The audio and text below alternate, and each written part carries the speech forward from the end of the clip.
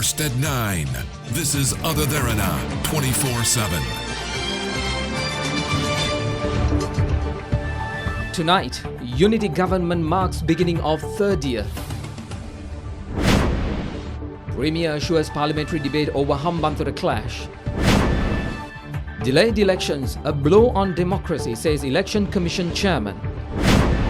And at least 18 dead and thousands stranded in Thailand floods.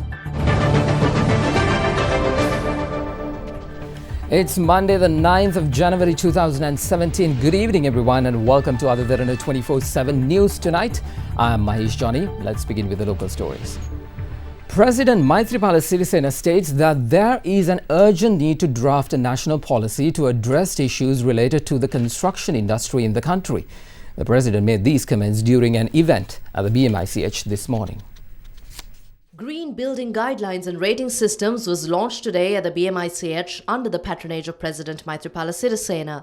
The Guidelines and Rating System was prepared as a first step towards green construction of state and semi-state buildings to maintain environmentally friendly constructions starting this year. The era of free market investment zones is over now. There isn't an environment here anymore for any investors to come and destroy what we have. If somebody wants to bring in industries through investment zones, I should state that it will be an unrealistic dream. State ministers should exemplify our initiative towards green building. There is a norm that government officials should wear a tie during working hours. However, in Japan during the summer, the government recommends not to wear ties during working hours for practical reasons. We should also think about a suitable dress code for Sri Lankans. Is it possible for us to maybe introduce one?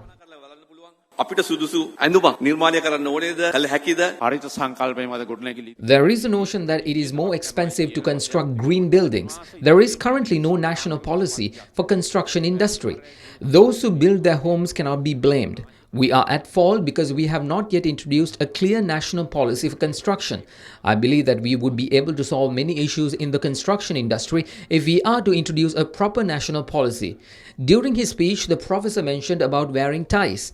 One of the former presidents took the initiative to issue a circular regarding that. A circular issued by a president needs to be amended by another president. I must clearly state here that government officials should wear suits and ties at suitable occasions. But if they refrain from wearing suits due to climatic reasons, there won't be an issue about it. Well, today marks the beginning of the third year for Sri Lanka's governing unity alliance. This comes at a time both President and Prime Minister affirmed that the alliance will last until 2020. The UNP-SLFP alliance was established, promising to trace and initiate action against the so-called frauds committed by the outgoing government. President Maithripala Sirisena came to power on January 8, 2015, vowing to usher in an era of fair play and relief to the common man. On January 9, 2015, the rule of good governance or Yahapalana administration was sworn in. A number of parties in the then government joined the UNP-SLFP alliance that followed President Sirisena's election. Today, the governing alliance possesses nearly a two-thirds majority in parliament. 2017 is the year to gain freedom from poverty. On the 2nd of this month, I declared to the nation the plan for sustainable development and that we need the cooperation and the support in activating this plan.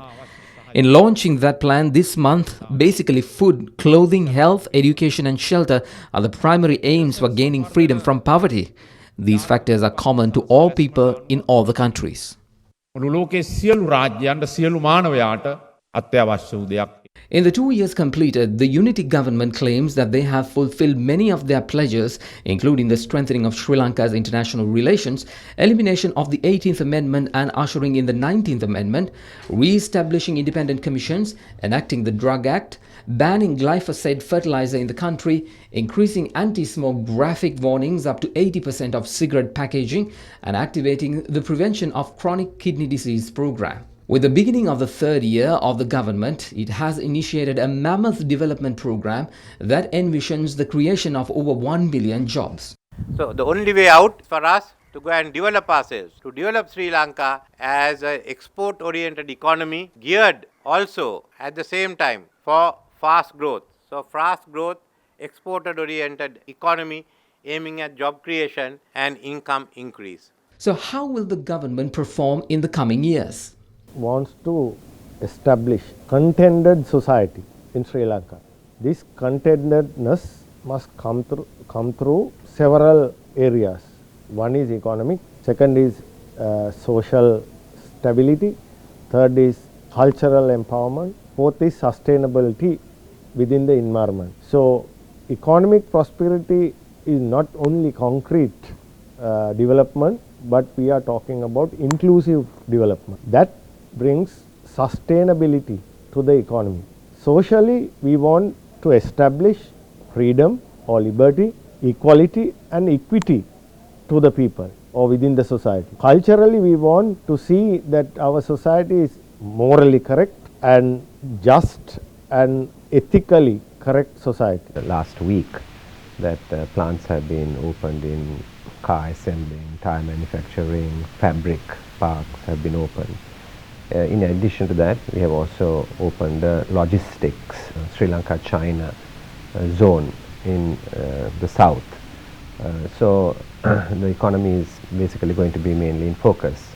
The Ruhuna development program will include the southern districts of Matharagol and Hambantota and Monaragala. In Hambantota, we just opened a zone with 1,235 acres devoted to it. There were 50 Chinese companies present yesterday. This plan is a big plan. We are envisaging 1,500 to 2,000 companies coming in over a period of time. And there will be land that is required, and some of it will come from Hambantota, and the balance will come from the adjacent districts. In fact, from Monaragala, there has already been an offer of 7,000 acres of land itself. So it's about jobs, and it's about incomes, and it's about foreign investment and creating the investment climate for that investment to come in. In other local stories, 32 suspects were further remanded until January 16th over Saturday's incident in Hambantota. They were arrested for defying a court order and damaging public property during the opening ceremony of the China-Sri Lanka Industrial Zone in Mirijavilla, Hambantota on Saturday. Tensions broke out as a group of protesters forcibly entered the area where the opening ceremony of the China-Sri Lanka Industrial Zone was held. The incident followed the court order obtained by police on the previous day, preventing activities including protests near the opening of the industrial zone and few other prominent areas around Hambantota. Police had to intervene with water cannons and tear gas to control clashing crowds. Over 20 were reported injured and subsequently hospitalized. Meanwhile, police arrested 52 persons in connection to the incident, out of which 32 were remanded until today. Today, they were further remanded until January 16th. Meanwhile, earlier today, a fresh demonstration was held near the Veeravilla junction on the Tissa Mathura main road, condemning attacks launched against Buddhist clergy.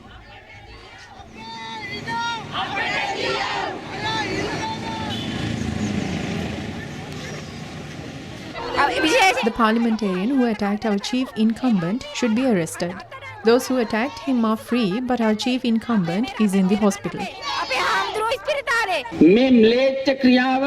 We will not be upset if this attack was conducted by the Taliban. This was done by the Taliban living in Sri Lanka. The government should be responsible for this.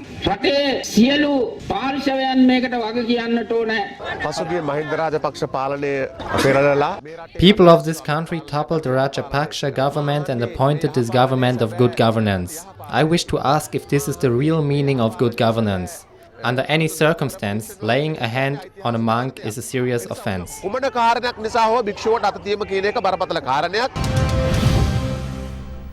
Meanwhile, several political parties expressed their views with regard to this incident.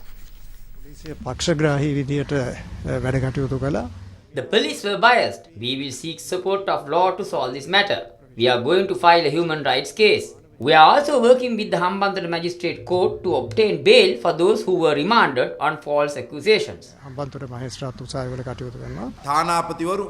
There were ambassadors, the country's prime minister, as well as a large number of people at the scene.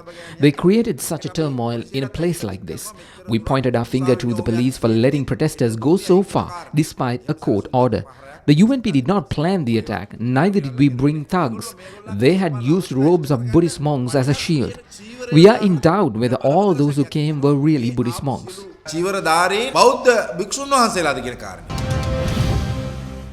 More on that story. Prime Minister Ranil Wickremesinghe says that a special debate could be allocated in the House regarding the incident at Hambantota once police reports are submitted. The Premier said this in reply to questions raised by the opposition. Parliamentary proceedings heated up when the opposition, mainly the joint opposition, accused the government for engineering attacks on protesters on Saturday. Parliamentarians Dinesh Gunawardena, Namal Rajapaksa and Dallas Alahaperuma expressed criticism over the Hambantota incident. Amidst a much heated debate over the issue, the Premier finally agreed to permit a debate in Parliament over the issue. මම කියන්න කැමති මේ පිළිබඳ දැන් විභාගයක් කරගෙන යනවා පොලිසියෙන්. Police වාර්තාව ලැබුණාම අපි එක විවාදයක් දෙන්නම් ඒ කාරණේ ගැන. The chairman of the Election Commission, Mahinda Deshapriya, observes that postponing due elections in the country is a blow on democracy. Mahinda Deshapriya said this following a meeting with the Sri Lanka Podujana Peramuna.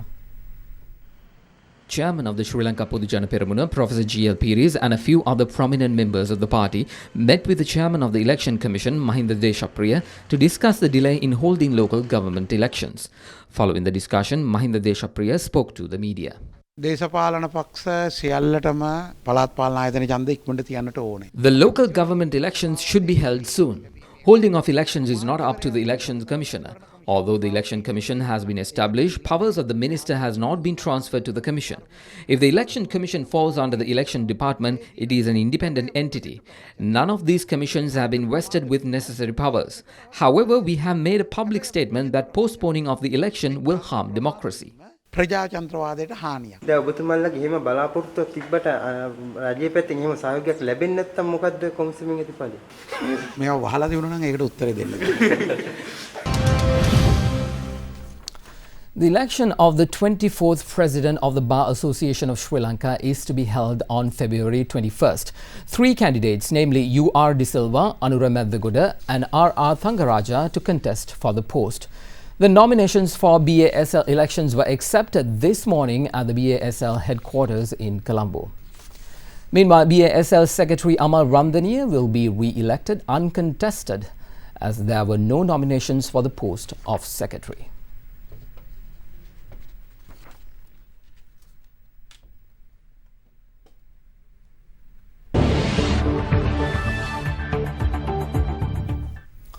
Into business news now. The stock market changed a little today after hitting a 9-month low last week as uncertainty over the government's monetary and budget policies continued to weigh on the market. The foreign investors were net buyers today for a second session after 5 straight sessions of net selling through Thursday. They brought a net of 152.7 million rupees worth of equities on today, the highest since December 8th. However, foreign investors have been net sellers to the tune of 817.03 million rupees so far this year. Let's now cross over to Dimantha Matthews for the forecast of the market in the coming week. The weak economic conditions that are prevailing and the current political uncertainty stemming from possible elections in local government or provincial councils is creating a negative mindset and a doubt on the minds of the investors, leading to the high net worth and retail level investors adopting a wait and see approach until a clear direction is seen. However, we feel bargain hunting in attractive blue chip counters is likely to take place, though investors may act on a cautious note considering the weak economic conditions.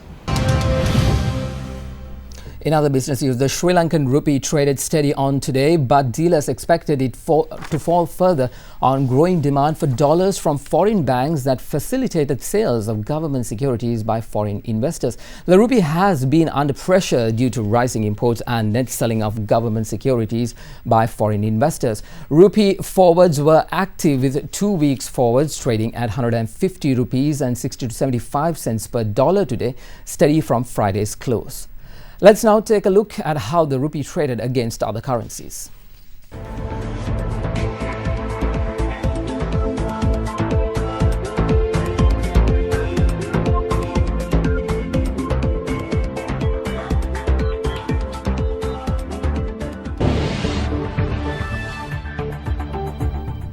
On sports tonight, a 41-ball blistering unbeaten inning of 94 by New Zealander Corey Anderson was the highlight of the third T20 between New Zealand and Bangladesh at Mount Manangui yesterday.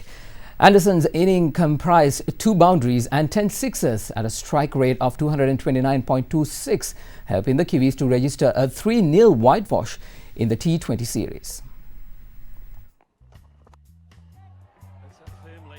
Corey Anderson went on to establish another New Zealand record along with his captain Kane Williamson as they added 124 runs for the 4th wicket. Anderson once took charge of the innings by scoring 17 runs in 4 balls with a hat-trick of sixes.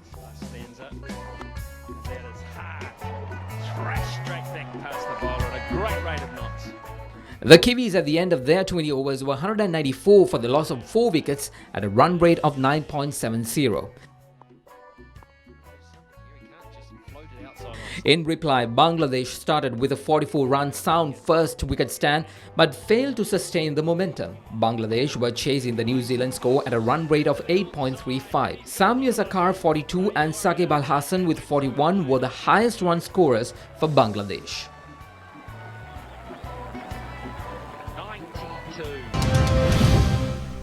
In other sports news, the centenary encounter between St. Joseph's College and Wesley College, Colombo concluded in a suspenseful finish when Wesley failed to capture the 4 remaining Josephina wickets to register an innings win. St. Joseph's College, Colombo and Wesley College, Colombo vied for the inaugural Brian Clareson Arthur Hackle Memorial Trophy at the Campbell Park over the weekend. The Josephians, electing to bat first, declared their first innings at 268 runs for the loss of 9 wickets. Nipun Samarasinghe was the highest run scorer with 56. In reply, the Wesleyites scored 324 runs in their first inning. Tilina Pereira scored scintillating 160 runs inclusive of 27 boundaries and 2 sixes for Wesley. Joseph's Lakshan Gamuge claimed 5 wickets and Harin Kure picked 3 wickets.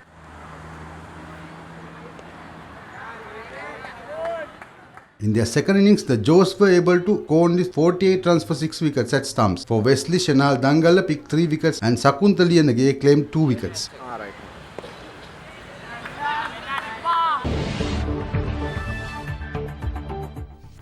In international news, we begin in Thailand, where flooding from heavy rains hammering Thailand's south has left at least 21 people dead and thousands of villages partially submerged. According to the country's interior ministry, flooding, which was roof high in some areas, has affected nearly 1 million people in 10 southern provinces since it started a week ago. According to the Thai government, rains have turned roads into rivers, inundating farmlands and damaged more than 1,500 schools in the region. The downpour was expected to persist for at least 2 more days, according to Thailand's meteorological department, which has warned for flash floods in the next 24 hours.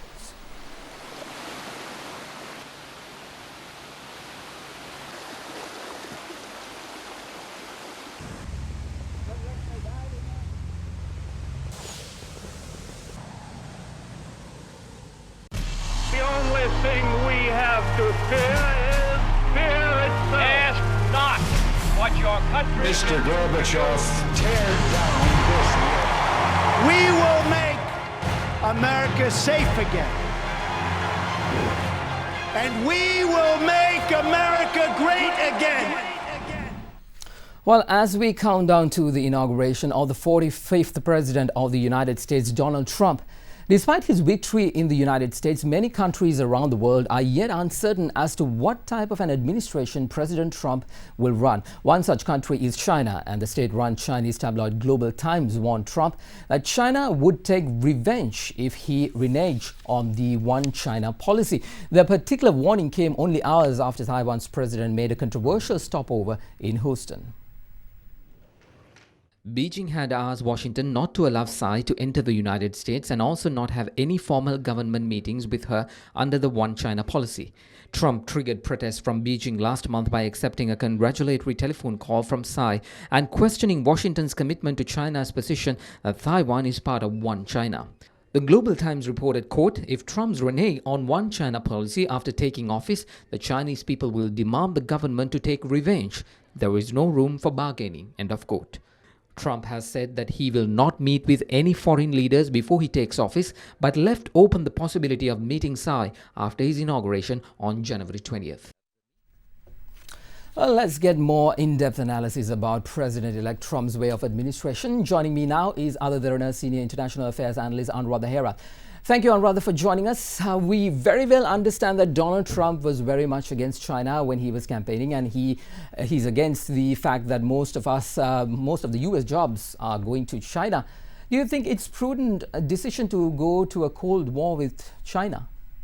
Well, I don't think it's in the best interest of either countries to really, start a Cold War if that does in fact happen. But I think what Trump is doing here really is trying to get a foothold in any negotiations that may have to happen with China in the years to come. He wants to have the upper hand, if you will. And as you mentioned in your report just now, these hesitancies really began when Donald Trump took that phone call from the Taiwanese president, and now this visit has happened. So China is trying to play into that power game as well, telling Trump what they will and will not put up with by him. But what the Trump and Republicans are saying is, this is what we do. We're going to make decisions the way we want to make decisions, which is why a lot of the Republicans did take those meetings with the Taiwanese president and didn't heed to the requests by the Chinese ambassador in the U.S. Well, Anuradha, I hope you follow the Golden Globes. Last night, La La Land won big at the event. However, the theme was much political, where most celebrities took aim at Donald Trump and for what he stands for. So much of conflict with so much of groups. Do you think going forward that Trump should reach out to most of these special groups? Well, traditionally, Hollywood has always favored Democratic candidates, right? So even a couple of days ago, you take a look at the irony, a couple of days ago, Obama had his farewell party at the White House, which included almost all of the major Hollywood stars, right? And it was a huge party. So it was obvious that their support is really with the Democratic administration. But what Trump is trying to say here is that, he won the election without the support of this large section of the group. So he's saying it doesn't really have much effect on him or what he does. Hollywood doesn't really have too much effect on what he does. So it's more like the rhetoric that is going on. And traditionally, you find that these big awards, some celebrities will take that stage to make a political statement, which is what happened here as well. But, Trump has really gone after Meryl Streep, calling her overrated and things like that. So that's the difference, So presidents are traditionally a little bit more politically correct. On the other hand, the new president-elect is not that way. Finally, Anuradha, before you go, I want to bring your attention to another story that broke during the weekend, where Israel has said that they will suspend a significant portion of its annual contributions to the United Nations for this year in the aftermath of Security Council Resolution 2334 condemning Israeli settlement activity. Now, Anuradha, do you see this particular development where do you think that it undermines the United Nations as a whole when Trump comes into his administration on January 20th? Well, I think what's a little bit more significant is the U.S. is also, U.S. Republican lawmakers are also considering such a move. And if that happens, then that is going to have a significant impact on the UN and its activities, because as of December, the UN increased its next budget as well. And it's in the range of about $5.5 billion, and the U.S. contributes about 22% to that funding. Japan comes next, and China follows after that. So it hasn't been decided whether it's entirely going to stop the funding or just decrease it, but either way, I think it will have a bit of an impact. Well, we have to leave it at that, Anuradha Hera, Derana Senior International Affairs Analyst. Thank you very much. Thank you much.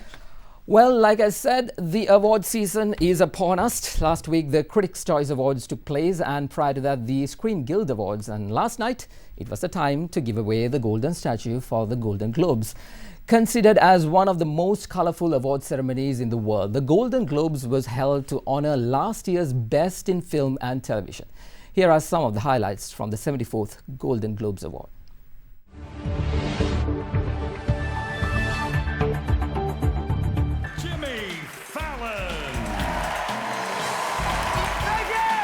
Hosted by Jimmy Fallon, 74th Golden Globes brought out Hollywood's famous stars like Sarah Jessica Parker and Ben Affleck to Ryan Gosling and Leonardo DiCaprio.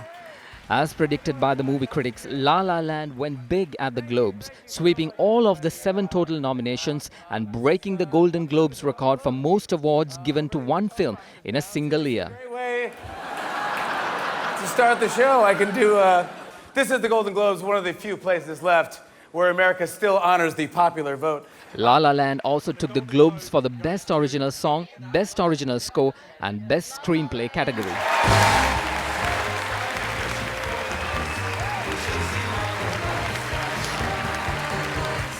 This is so insane. I can't even tell you. Stare, you realize that she sees you. 8-time Globes winner Meryl Streep was the night's guest of honor, receiving the prestigious Cecil B. DeMille Award. 67-year-old actress took her moment in the spotlight to give a 6-minute-long acceptance speech where she blasted President-elect Donald Trump's campaign rhetoric. It was that moment when the person asking to sit in the most respected seat in our country imitated a disabled reporter, someone he outranked in privilege, power, and the capacity to fight back. It kind of broke my heart. And the winner is Viola Davis, Fences. Best performance by an actress in a supporting role in a motion picture was given to Viola Davis for her outstanding performance in the Denzel Washington-directed movie Fences. But it's right on time. Aaron Taylor Johnson won the Golden Globe for the best performance by an actor in a supporting role in a motion picture for his role in Nocturnal Animals. Being there with me and supporting me through this, and thank you for putting up with me. Golden Globe for Best Performance by an Actress in a Motion Picture Drama was received by Isabel Huppert for her critically acclaimed role in Ellie. Do not expect cinema to set up walls and borders. Thank you. Casey Affleck won the award for Best Performance by an Actor in a Motion Picture Drama for his performance in Manchester by the Sea. Belongs to just one actor. You got it. Moonlight. American drama film Moonlight was honored as the Best Motion Picture for Drama category at the 74th Golden Globes night. Coming to the stage and accepting the Golden Globe tonight for Moonlight is producer Adela Romansky. And the Golden Globe goes to Emma Stone. World-renowned actress Emma Stone won the Golden Globe Award for Best Performance by an Actress in a Motion Picture and a Musical or Comedy category for her performance in The La La Land. This is a film for dreamers, and I think that hope and creativity are 2 of the most important things in the world. And that's what this movie is about. So you can read it. Yeah. And the Golden Globe goes to... There's a hole there, so I'm worried. Where? It's in the stage. Ryan Gosling. Ryan Gosling received the Best Actor Award under Musical or Comedy category for his outstanding role in the movie.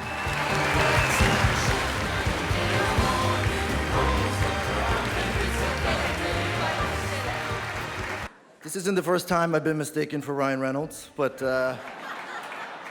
it's getting out of hand. As predicted and expected by many, the 31-year-old American film director Damien Chazelle won the Best Director Award for his unique motion picture creation, La La Land.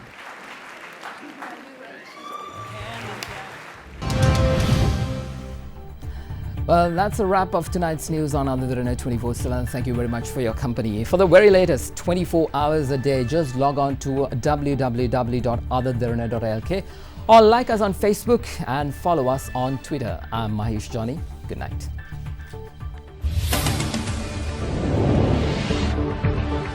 This is Other Derana. and you're watching Ada Derana 24/7.